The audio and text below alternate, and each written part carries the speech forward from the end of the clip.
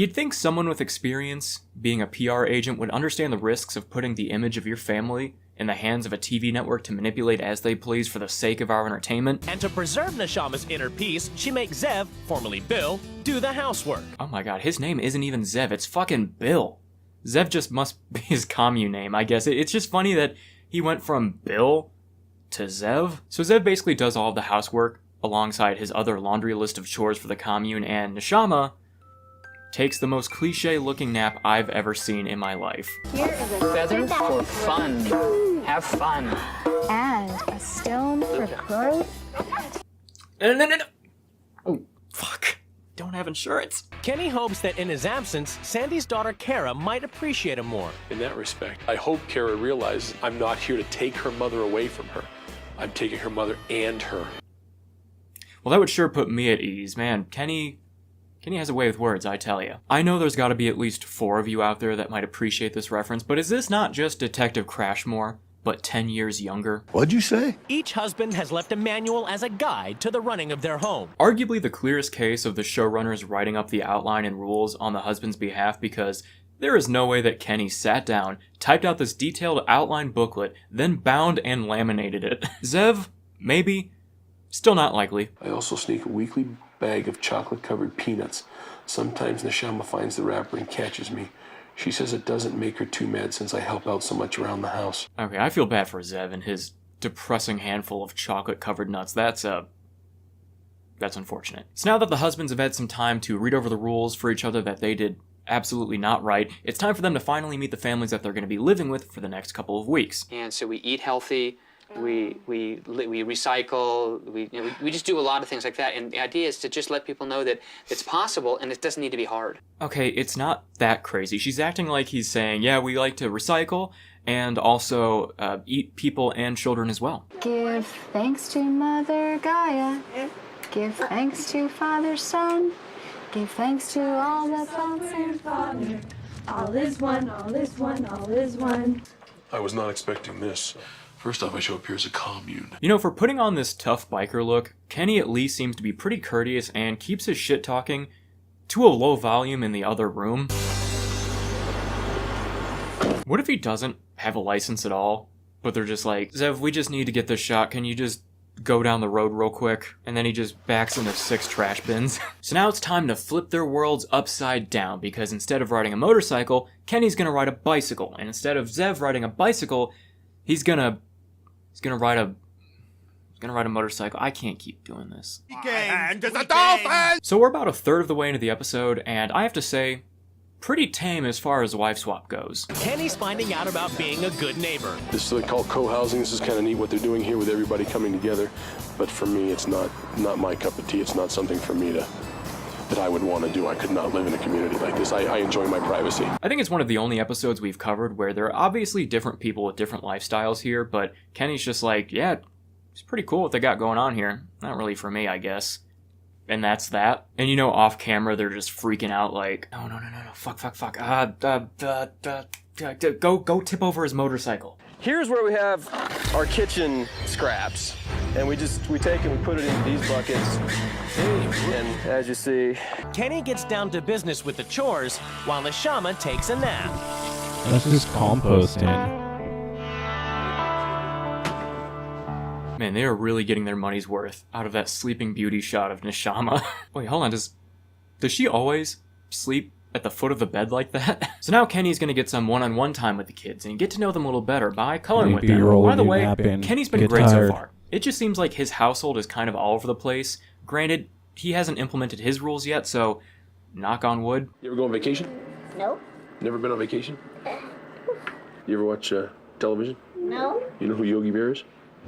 No. And aside from what I'm assuming is them wanting to shoehorn the TV thing in, he's asking pretty normal questions like, have you ever been on vacation?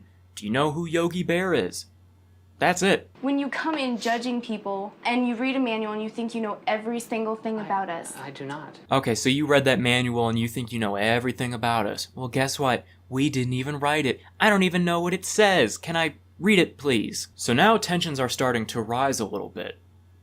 It's about that time, checks out. But we're only just getting started, because now we gear up for week 2, where the husbands husband and boyfriend of This one mom seems get a to little implement less their vague. rules. Today, everything is about to change in the Davis and Pace households as the husbands take control. I've been pushed around. I've been told what to do. Okay, I want to know what Kenny wrote and or drew on that note card that made them cut away right before he showed us, like... Hey, check that out. Oh, god damn it, Kenny, come on, that's a dick and balls. I've done everything I've been told to do. She shouldn't have a problem doing everything I'm going to ask, but we'll see what happens this evening. I've been following her rules all week long, so let's see how well she follows mine. Kenny, is that you? Yes, I'll be right there. Let's see how she follows mine. Hello, ladies.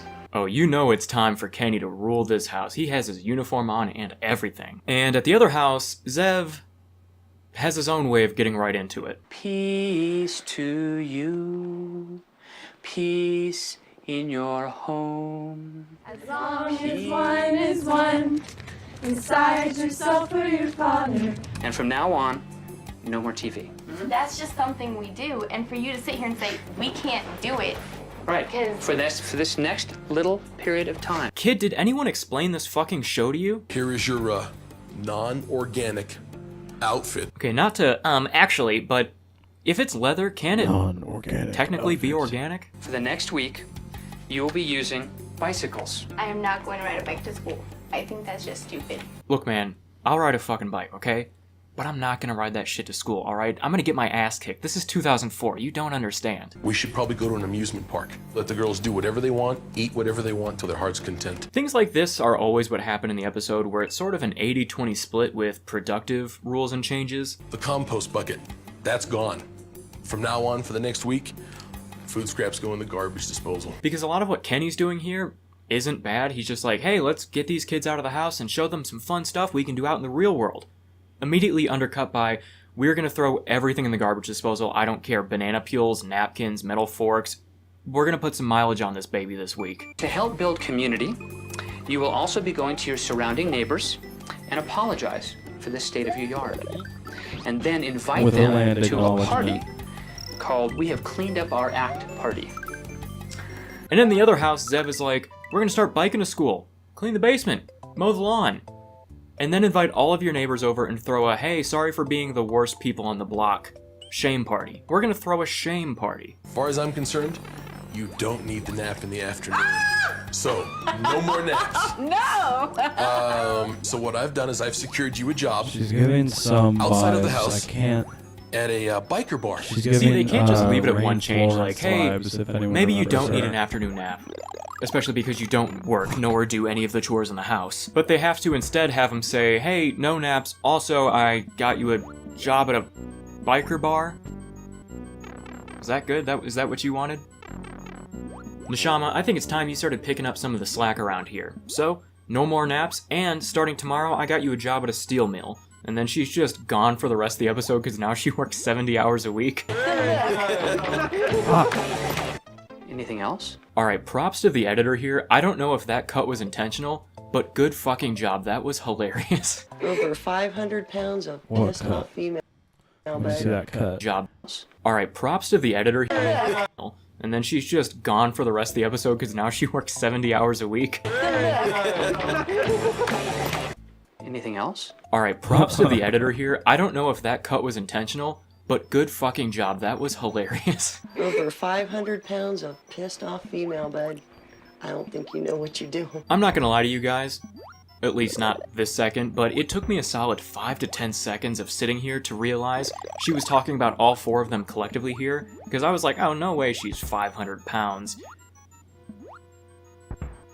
Oh. Now, of course, with Wife Swap, there's always one of the houses where the kids absolutely love the changes, and then there are those who are, in fact, not loving it, which, now that I think about it, maybe this might be a good opportunity for the kids to come together and bond over Fuck me. the trauma of having to recycle. I will live with his rules, but I'm gonna make his life a living hell. Week 1 was already supposed to be his living hell. He already lived it. Did no one explain the rules to any of these kids? For the rest of the time. I guarantee it.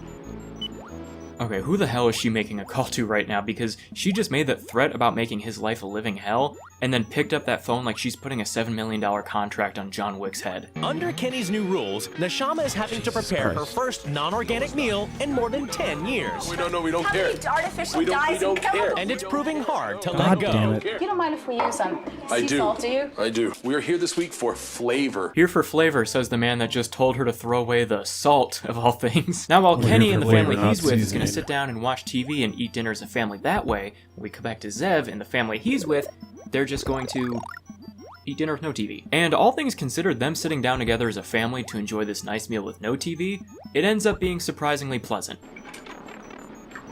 This was why I got divorced. I don't like these ghost Another Chris fish. James lie. I think it's been a few months since I did last, but I can't keep track anymore. Fuck. I just love it so much. And well, the next morning, things aren't much better because Sandy's daughter Kara doesn't want to go to school, seemingly because of the biking to school thing. So Zev and Sandy get into a less than productive conversation about it. Well, you said you would at least try to stand up with me. On everything else, yes. Before Sandy ends up just driving her to school while Zev watches out the window, like he's saying goodbye to his best gal before being shipped off to World War II. But Samantha does agree to cycle to school. God, fuck. That was terrible. I don't want to ever ride that bike again. I really don't know what's so bad about riding a fucking bike. Like, as far as exercise goes, it's gotta be up there with one of the more pleasant forms of it. Kenny has decreed there's to be no more naps for Neshama. Okay, that is a pimp shirt. He may have stolen it right off the back of Dylan Sprouse from Sweet Life of Zack and Cody, but nonetheless, that is a sick shirt. You know, that should be a rule for any episode of a show Oh, I is there cover. I something gotta on here? spot at least one sick-ass shirt being worn. A rule I only follow when it is convenient for me. One I will attempt to follow because it is the thought that counts. But like last video on Undercover Boss, we had what seemed like a tie between CEO Kobe and, god damn it, Jimbo. But now though, it is time for Neshama to start off her job serving at this biker bar, and at first it's a bit rocky. She does better than any undercover boss would do on this show, but rough start nonetheless. After a shaky start, she soon gets into the swing of things and has the time of her life. Yeah, she gonna drink a They're bunch. basically like, yeah, she didn't start off great, but then then she she got got drunk. wasted and ended up loving it. Yeah, of course, she's fucking hammered. Of course she's gonna start having a good time. This whole thing started with a pair of leather pants, and it's gone downhill from there. She's a totally different woman.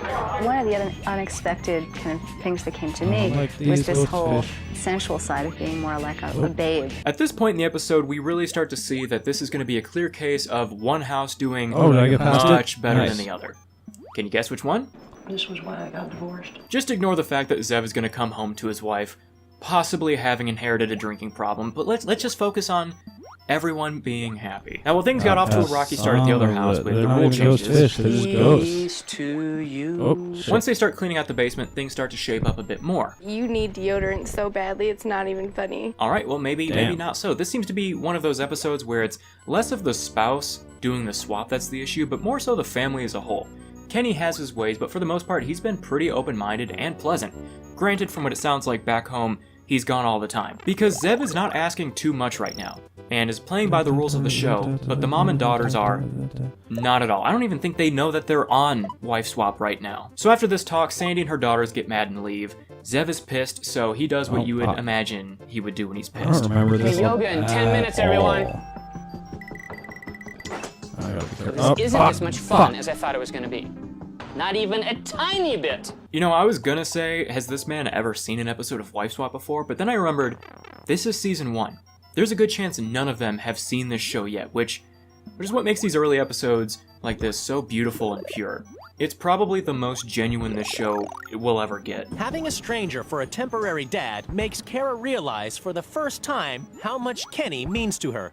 I miss That's Kenny so nice. much. It's crazy. Well, me from 5 minutes ago may have been onto something here, because while uncomfortable to watch and arguably 10 times more uncomfortable to be a part of, this experience is making them all closer, and Kara appreciates Kenny more as a father figure because of it. He makes this, I guess, go house a fast. family. I miss him a lot. He made this house a home. So far, it sounds like he wasn't ever really home in the first place. Because at the beginning of the episode, they We're really past did it. hammer We're in. They're like, past it. yeah, We're Kenny's past coming and it. going all the time. Yes.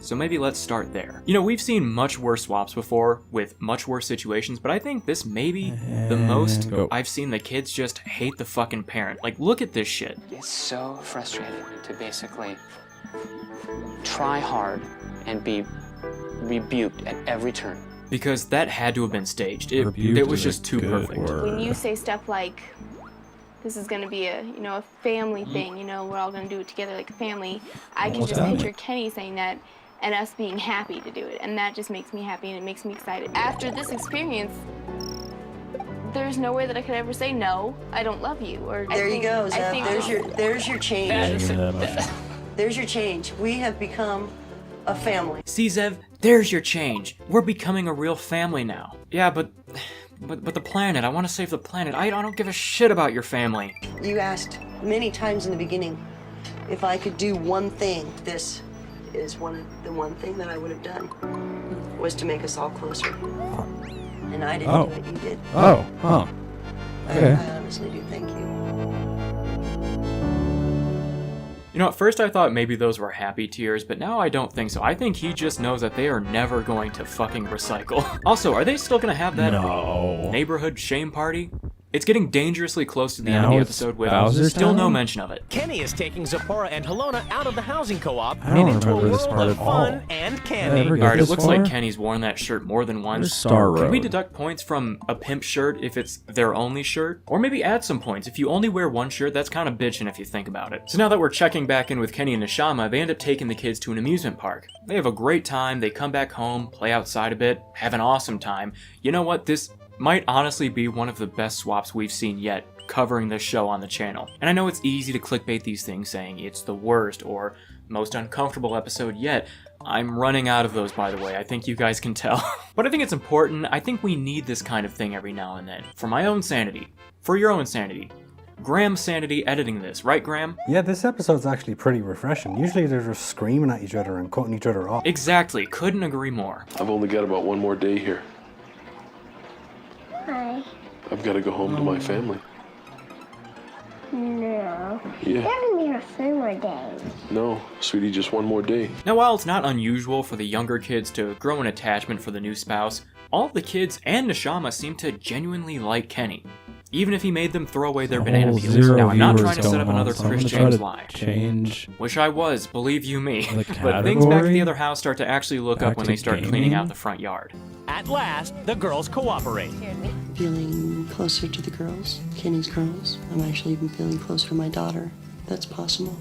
And I think the girls are actually coming together too, in a good way. They end up having a good time. I think it was honestly a turning point when Sandy was like, Zev, I don't like you as a person, nor do I agree with anything you stand for as a human being. But you've helped this family grow closer, and for that, thank you. See if that makes a difference. According to Zev's next rule, the girls must now invite all the neighbors. It'd be really nice if you came over, you know. Okay, we'll try and make it. Oh wow, cool. ABC you said? Awesome, awesome. Hey honey, we're gonna be on TV. Yeah, the gross ones down the street with the screen in their yard. Yeah, them. With more than 50 people at the party, it's a huge success. For the first time, they get to know the neighbors. What if they finally get the neighbors over, everyone's having a good time, they get to see the No effort that they fucking finally way. put into their yard, and then Zev goes and fucks it up by being super off-putting and like scolding the neighbors for throwing away plastic cups and shit. They're just like, who the fuck is this guy? I thought you were married to that biker dude. Actually, we just hooked up a year ago.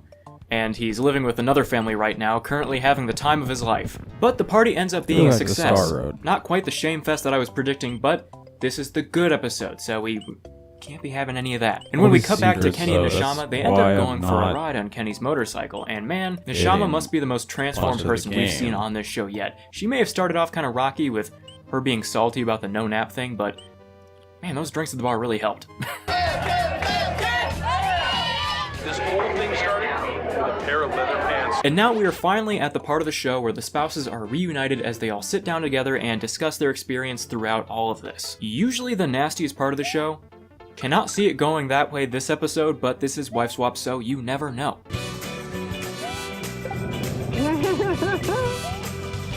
Man, what's You Zev riding gonna up on think a when he bike? sees Neshama pulling up on the back of Kenny's bike like that? I feel like Kenny's gonna give Zev a little bit too hard of a slap on the back and say, hey, thanks for letting me borrow her for the last couple of weeks. Just totally emasculate him. It's judgment time as the couples come face to face across the table for the first time. I wish Neshama would have kept her leather shit on for this sit down, so we just get the image of three bikers and Zev. The moment she put on that little leather outfit, all hell broke loose. We're gonna keep it. So Kenny recounts his experience, which again, probably the best on Wife Swap I've seen in general. I wouldn't know, I've only seen 7 episodes. But I will say, I mean, Neshama and I kind of came together. We understood each other, and we both found out that we were both strong-willed people. It was awesome. I had an excellent time. Then we get to Sandy, and, well, as you can imagine, it didn't start off the best. We just felt like we were being judged from the moment you walked into the house. Oh my God, look at the way they live. How can they live this way? It's not my way, so it can't be right. While I was there doing my thing, they really bonded together as a family. You know, I was there at the beginning, following all the rules. You know, the ones set by the show that we all signed contracts agreeing to follow. Well, they all really came together to break all those rules and really formed a bond doing so that I will be talking to legal about after this. I saw Kara stick up for you like I don't think she ever has before.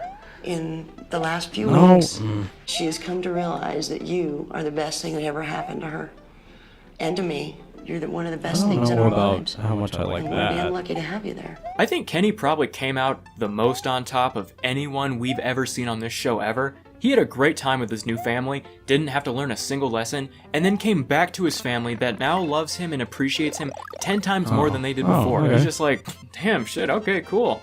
This is sick, I love this show. But now that that's done, they get to reunite with the rest of their families. Everyone's happy to see their dad again, and Kara is happy to see her new dad.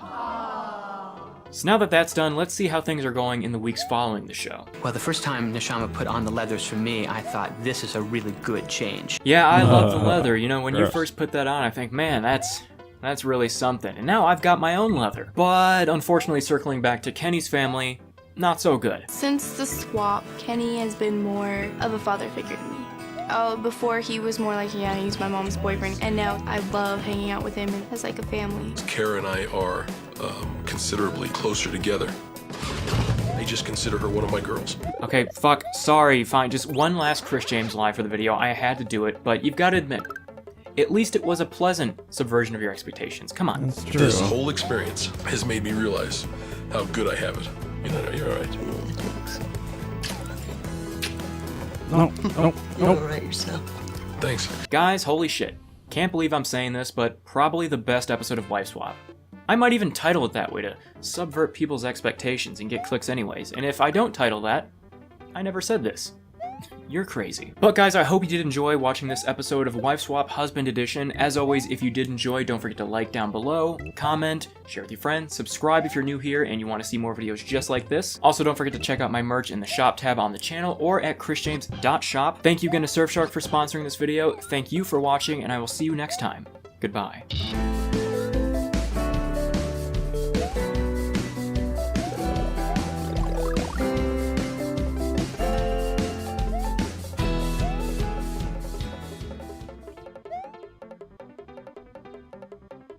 I wonder if YouTube is picking up on the fact that I'm watching YouTube and it doesn't like it. It's like automatically copyrighting me.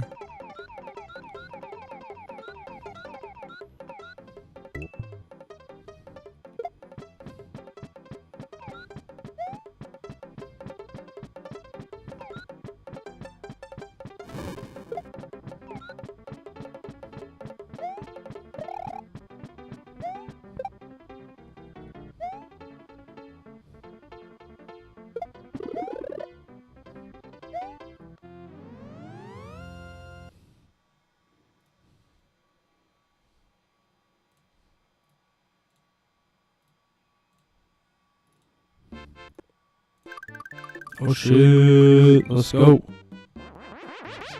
We got our first star. Oh, well. Could, I guess.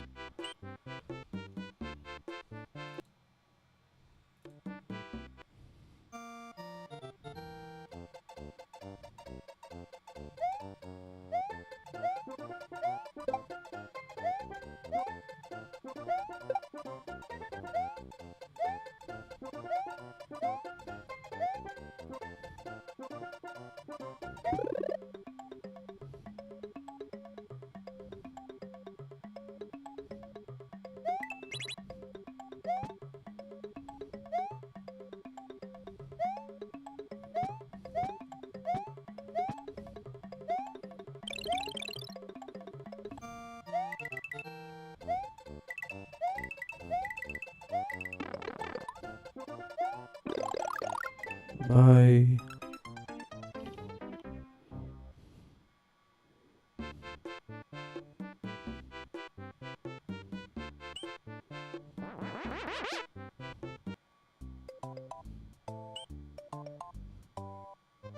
Alright, let's go back to the normal, the regular old game.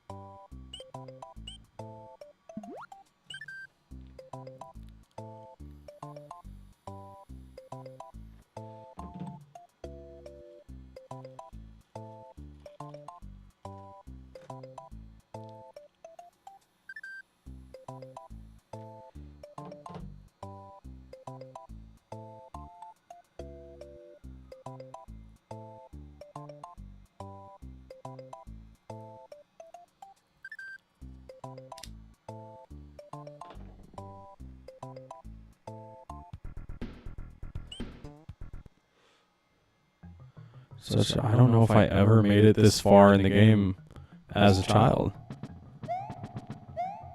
This is like uncharted territory. Nope, nope, nope.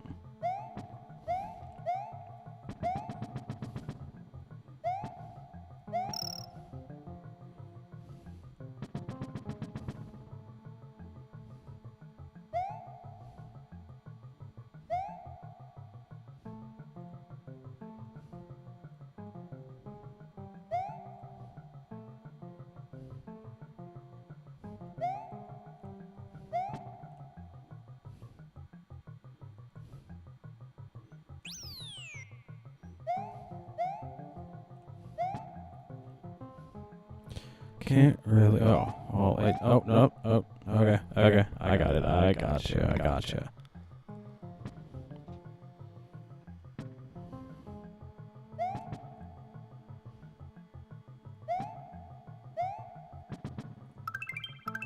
Damn, 3 lives. Holy shit.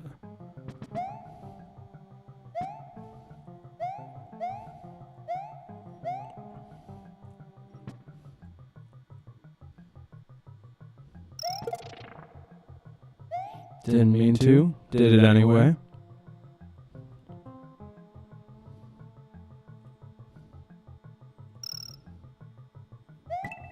Up. Up. Up.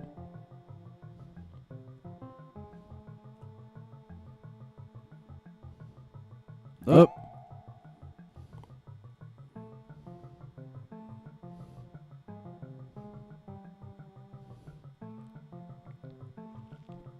There we go.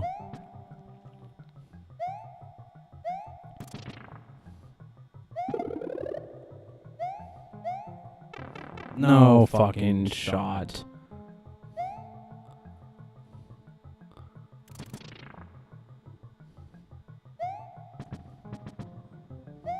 This place is very maze-like. Oh, nice.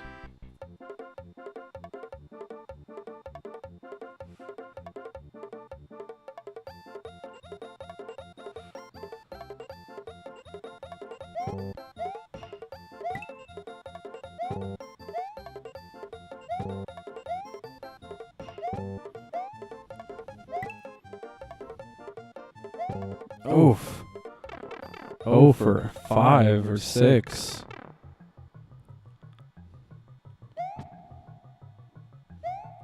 Put me back a ways. So gotta go up. No.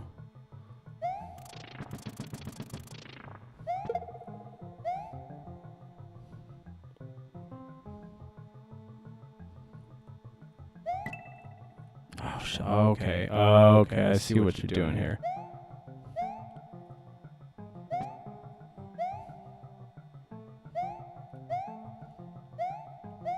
Don't fall into the trap. Jump over it. Oh, wow. Oh, that might have been the only way to do that.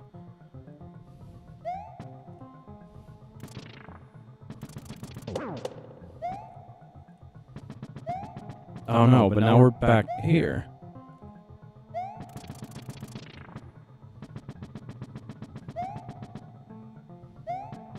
Ah, fuck.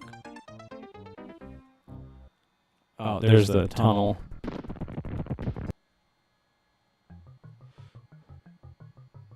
Oh shit.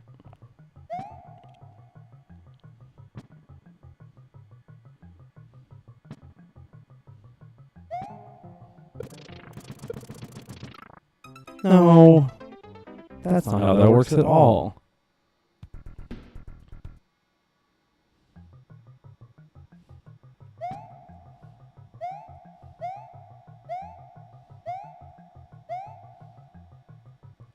No, okay.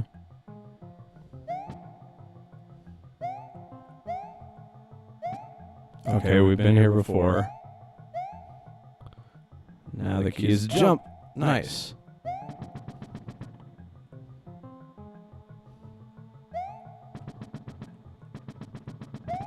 Ah, fuck.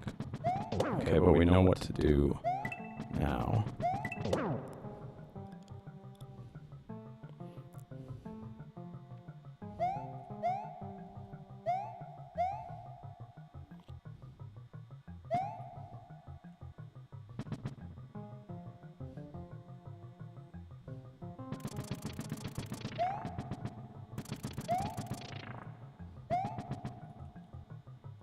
Now we go down. Oh shit. Oh shit, nice.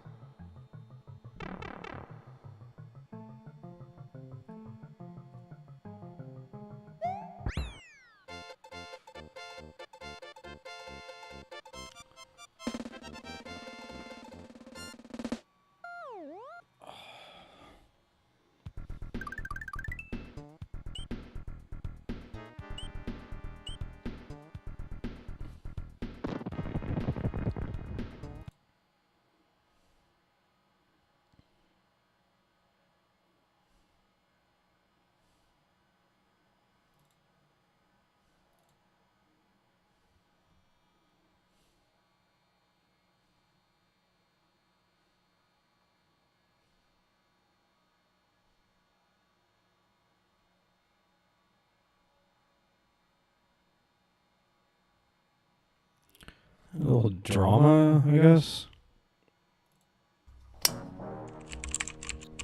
There's good code, slow code, bad code.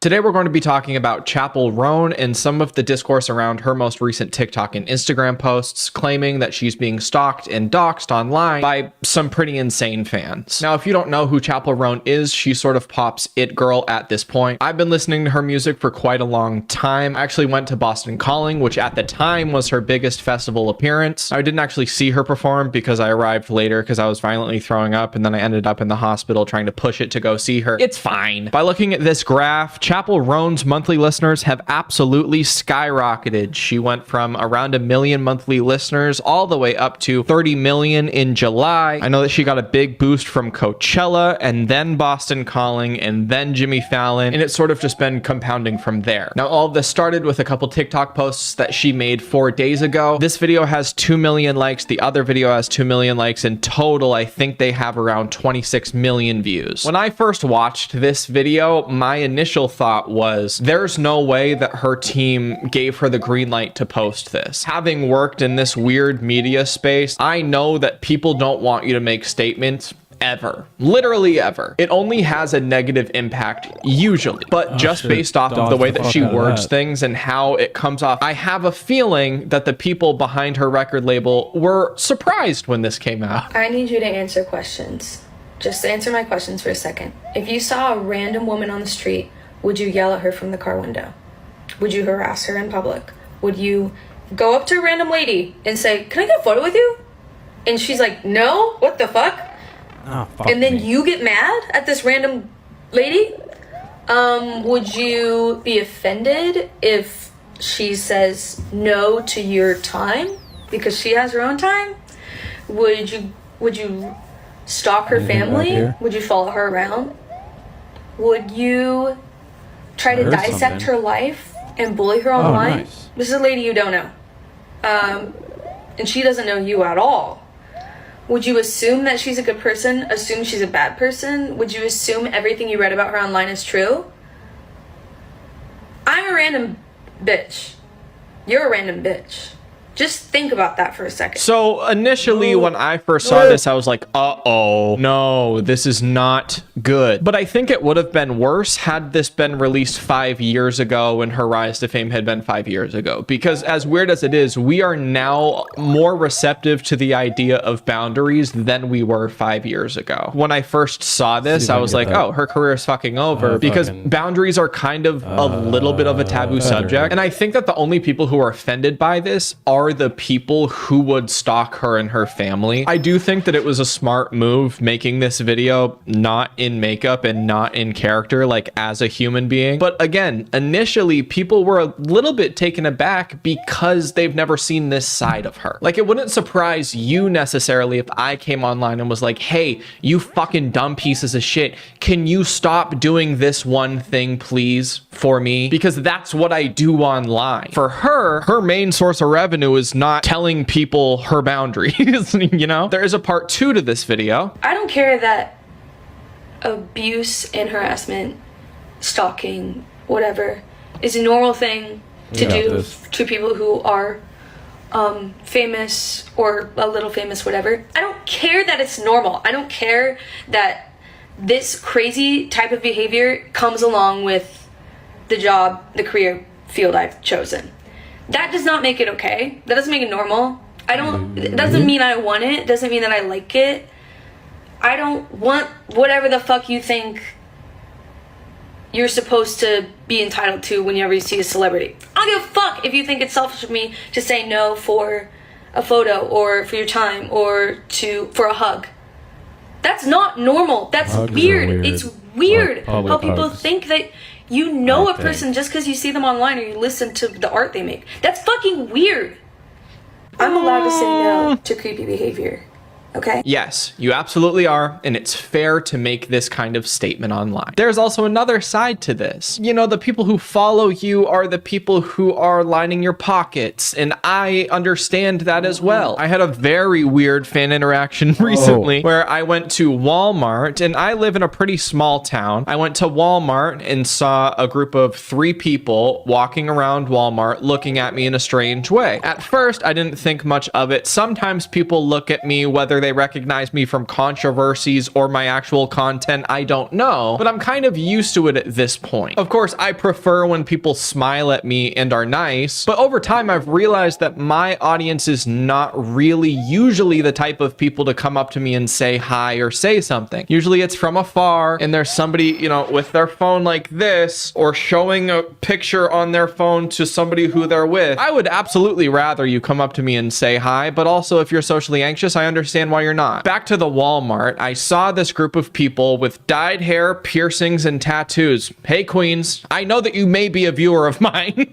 So I went to the self-checkout, they went to the self-checkout, and then I was walking to my car, they started walking to their car, and I was like, all right, things are getting a little bit weird. And so I opened my car door, and all 3 of them go, hee hee. I think, because in a lot of my Shane streams, I use this sound effect. They could just be huge Michael Jackson fans. I don't have a clue. That interaction made me feel uncomfortable. They know where I live. They have my license plate. They know what I drive. That's odd. To anybody who wants to say hi, just do it. I would rather you do that than scream a predator's catchphrase from a mile away. Now, back to Chapel Roan. Everything she says is valid. I just think that some of the delivery may have came off a little bit more aggressive than she was wanting to, or it was absolutely what she wanted. To people who are viewing the situation from an outside perspective, not knowing the context, it kind of seems bad. But when I show you this context, it'll make a lot more sense. So the most followed Chapel Roan fan account at the time was this account, Midwest Princess HQ. I think that I actually followed this person when I was trying to figure out if there would be like tour dates in my area. This person claiming that Chapel was their TA, posing with yearbook photos, constantly going into Chapel's Instagram lives and being like, hey girlie, do you remember me from school? And then in a bunch of fan group chats where all the shit goes down, this person person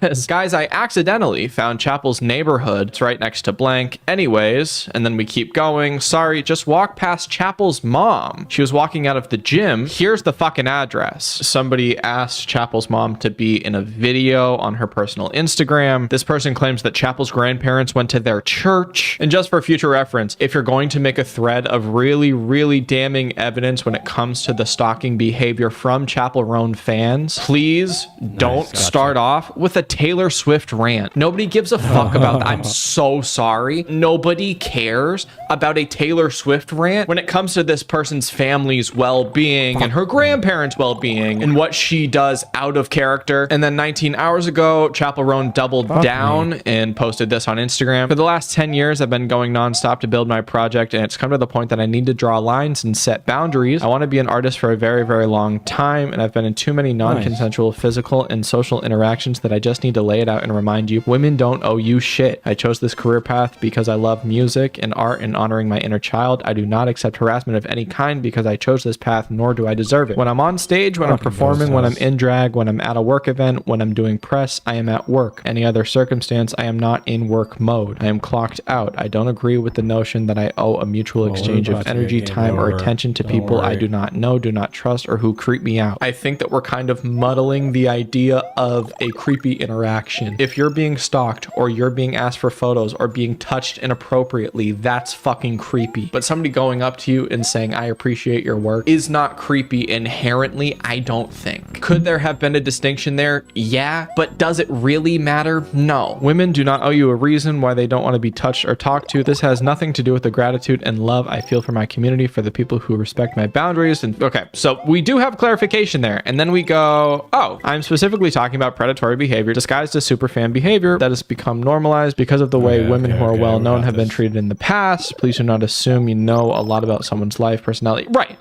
Okay. This seems like the follow-up that we needed. Obviously, she was heated in the video, especially if your family's being stalked. Like, I've had experience with a creator named Sneeko, I don't know if you know him, holding up a gun to mine and other creators' heads, saying that he wants to kill us, calling my girlfriend disgusting, saying that he's going to come find me. You know, that doesn't feel good, and that's also the reason why I have security systems everywhere in self-defense things in every corner of every room, because people like that make me fucking neurotic. But that one person and that one experience doesn't make me never want to interact with my audience ever again. Just, you know, a year or two back when that happened, I was a little bit more standoffish in public. If you're still asking, well, if you didn't want this to happen, then why did you choose a career where you knew you wouldn't be comfortable with the outcome of success? Well, that's a fucking stupid thing to say. Obviously, don't accept people that are creepy being touched and being followed. I have seen that argument where people are like, if you didn't want this to happen, then why be a singer? Why make art? And it's like, the money's good. I'm joking. That's not why. This situation is similar to the idea that if a woman wears a short skirt and gets harassed or catcalled, she shouldn't have worn the short skirt in the first place. Yep, I agree. I want to love my life, be outside and giggle with my friends, go to a movie theater, feel safe. Please stop touching me, and please stop being weird to my family and friends. Stop assuming things about me. Don't call me Kaylee. I'm scared and tired. There's a part of myself that I save for just my project and all of you. Right. It's not like the person behind the character is walking around in Chapel Roan drag at all times. And then literally an hour ago, she posted a third statement on her story. Thank you for reading how I feel. Thank you for listening. Sick shirt. I've just said my piece. That's cool. Now you know how I feel. Sorry, I was listening. When a woman is upset and says something, the automatic response is to be like, yo, chill. It's like, it's not chill. So I'm not gonna be chill. I want to throw fucking parties for gay people on stage. Like, that's my favorite part of this. And I want people to feel safe at my shows and feel like a community. I want to feel that way too. I love you.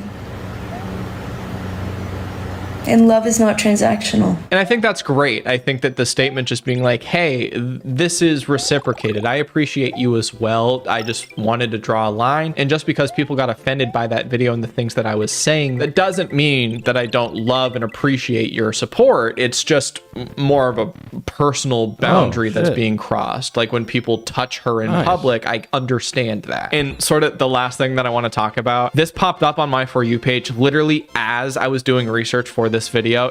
It's a little unfortunate. I don't think that this girl knows. This girl who's in like the new Descendants movie, she seems fine. Met Chappell Roan literally last night. Spelled her name wrong, pronounces it wrong. Girl, I get it. It's fine. But says this after the TikToks that she made and then the statement on Instagram. It's so good.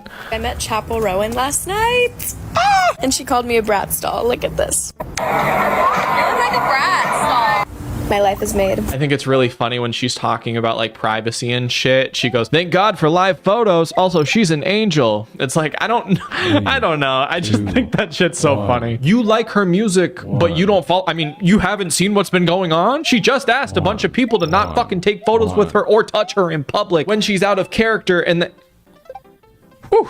Anyways, I'll talk to you all later. Have a great day. Bye. Do you know who helped lead the charge to restrict abortion rights in Congress? It was our representative, Michelle Steele. Steele sponsored legislation to ban abortion nationwide, even in California, with no exceptions for rape, incest, or even to save a woman's life. Steele said life begins at conception and supported a bill that could ban access to common forms of birth control. Her record in Congress is that extreme. Tell Michelle Steele, stop attacking our rights.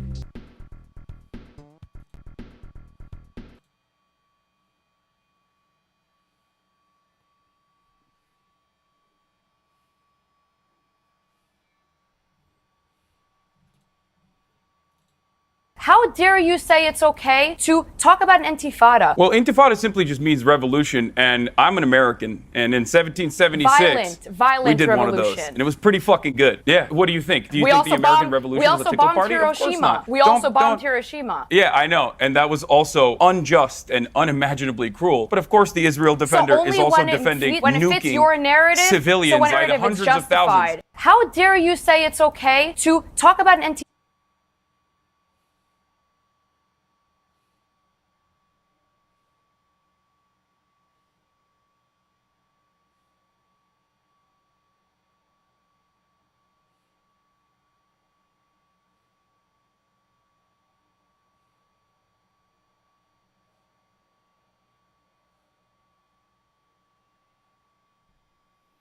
More Chappell Roan stuff? Hey everyone, Anthony Fantano here, internet's busiest music nerd. I hope you are doing well.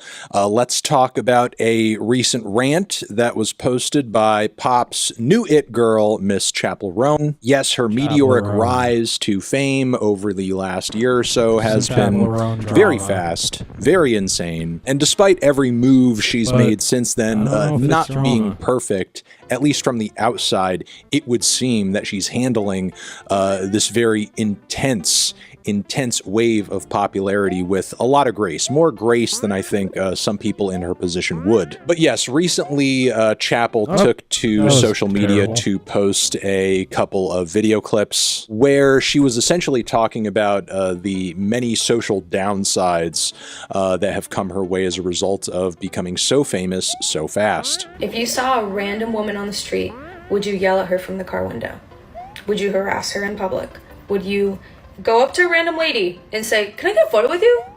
And she's like, "No, what the fuck?" Is that the game over? And then you get mad at this random lady? She was also not very apologetic about it, maybe even a tad bit frustrated and aggressive, but when you take into account what she's talking about, it's not hard to see why. Being harassed online or on the street, shouted at from cars, her being stalked, having family members of her stalked or contacted on account of her being famous, being obsessed over, being bullied, people making presumptions of her based on her music or what little they see of her on the internet or in interviews. All of these things, especially when you are as popular as Chappell Roan is right now, can be really disruptive to leading a regular, normal, functional, average life. And while she has attained a level of fame and success that many on the outside of the music industry may look at and feel envious of, I can at least say from my own position, the spot that I'm in currently, which again, it's not that comparable, but still, I've at least had the advantage of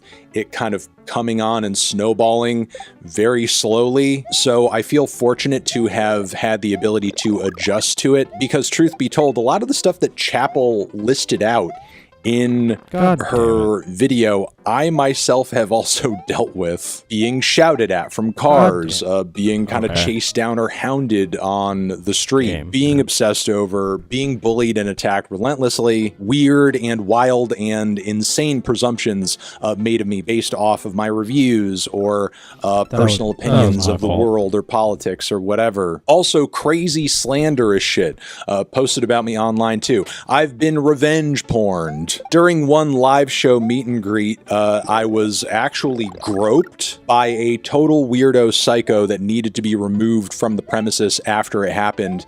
And when I came back around again to do a speaking engagement in the same place, this fucker showed up for a second time to try to do it again. And while the photo thing can be kind of disruptive or overwhelming when it's happening again and again and again and again, it can certainly be made to be weirder than it needs to be when people are sort of, I don't know, letting their unfiltered thoughts fly out without thinking. Like, there are people who have asked me for a photo and have admitted in the midst of taking it that they don't really watch my videos.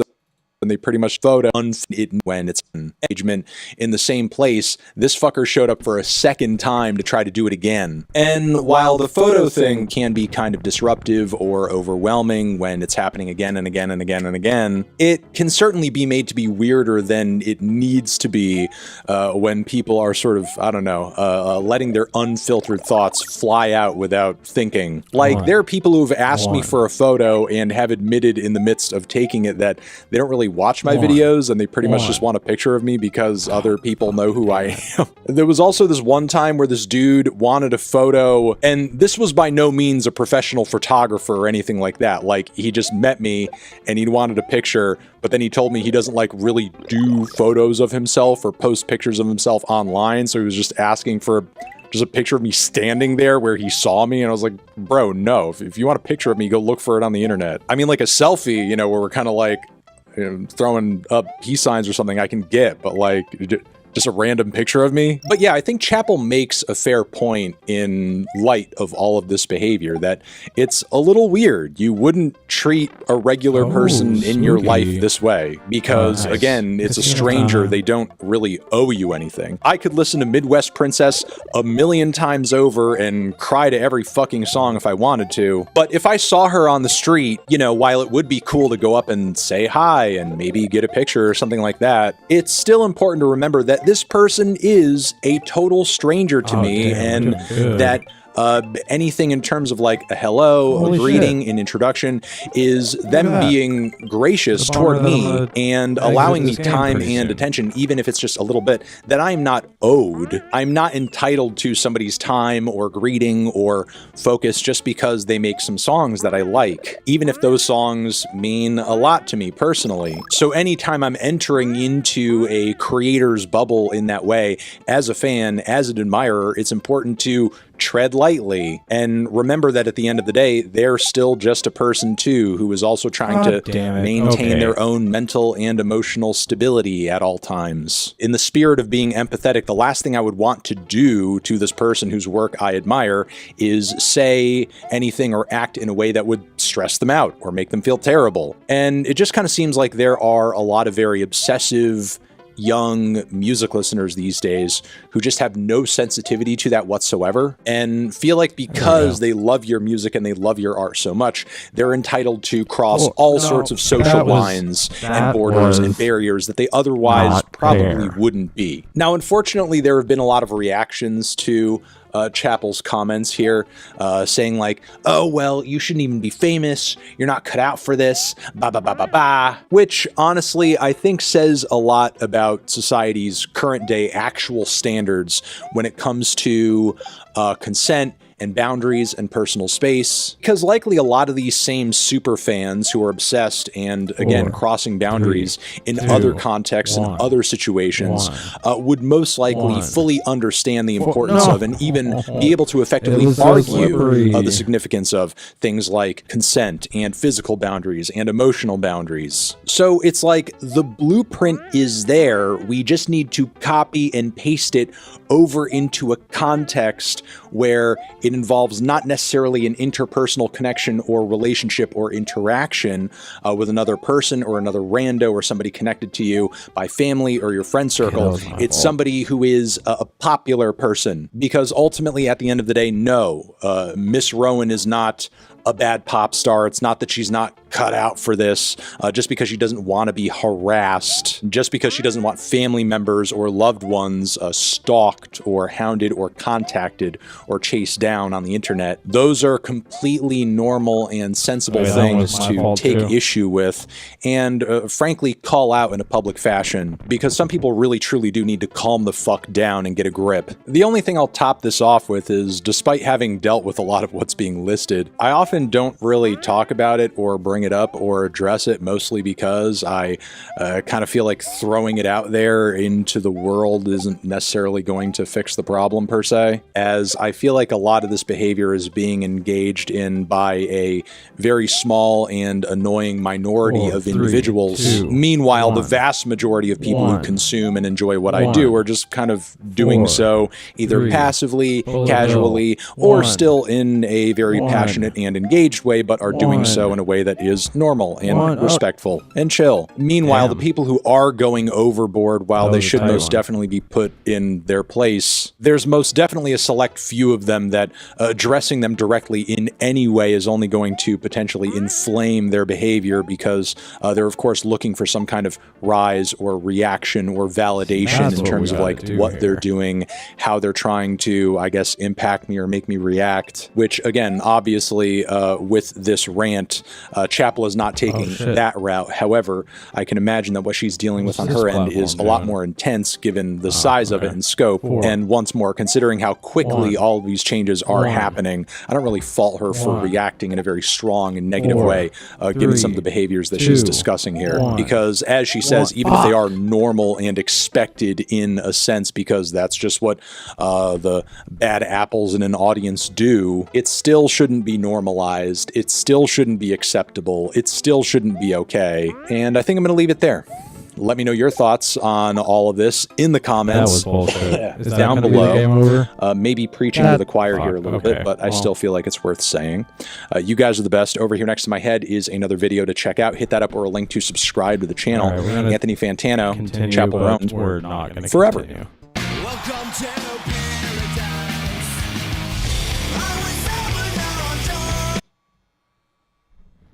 All right, that's going to do it for tonight. Been on for a while, and just, of course, now people are kind of streaming in.